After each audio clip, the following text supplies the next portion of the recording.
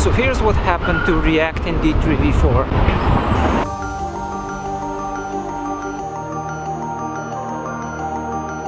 Back in November and December of last year, I made very many promises about all the things I'm gonna do. I'm gonna have a new version of the book ready by like Christmas, and I'm gonna have a brand new cheat sheet for D3v4, and by the time January or February rolls around, there's gonna be a huge interactive course about it all, and it's gonna have videos and exercises you can play with and all those things.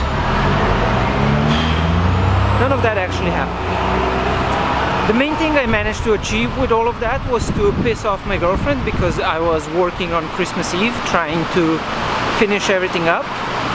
That was apparently a terrible idea, and I am a terrible human for having thought of it. Since then, I've managed to push a couple of updates to React in D3v4, primarily in the animation sections, and I finished up all the brand new examples and stuff like that.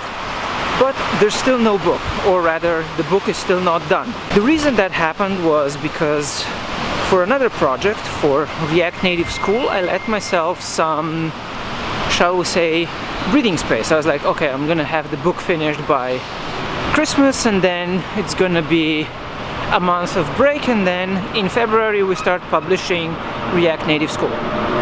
Well, what happened was that because my book got delayed, or my progress on the book got delayed, I still had to start working on React Native School. So I've been working on React Native School, publishing a new app tutorial with a brand new app every 2 weeks or so, and that's been going pretty great. But as a result, because of the increased load, I haven't really been able to work on my React and D3v4 book that much. Wow, it's really dark in here. I guess that's what happens when you go under a construction thingy. So anyway, I haven't been able to work on the book as much as I've been wanting to, but during my trip to Europe, I was able to, well, mostly on the flight back.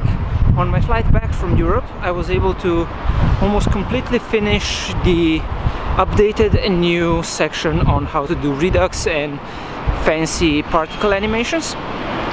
Then over the last week, while I was jet-lagged, I spent every morning writing and working on the book, so I was able to actually completely finish a new Canvas section where I talk about how to do Canvas and how to use Canvas to optimize your rendering, and how to use Conva, which is another library similar to D3, for doing all the amazing stuff that you can do with React in D3, doing with React D3 and Canvas. So here's the deal. I'm gonna try to have the book completely finished by the end of this month. I'm giving you a intermediate pre-order version before that, probably by the end of this week, or I should probably just put it together with this post. So yeah, I'm gonna put it together with this post. There's gonna be a new version with a bunch of Canvas stuff, and then by the end of the month I'm gonna have all the new examples finished and written up in the book. So yeah, wish me luck. By the way, this is like the most San Francisco storefront I've ever seen. It's designed to look like a server farm.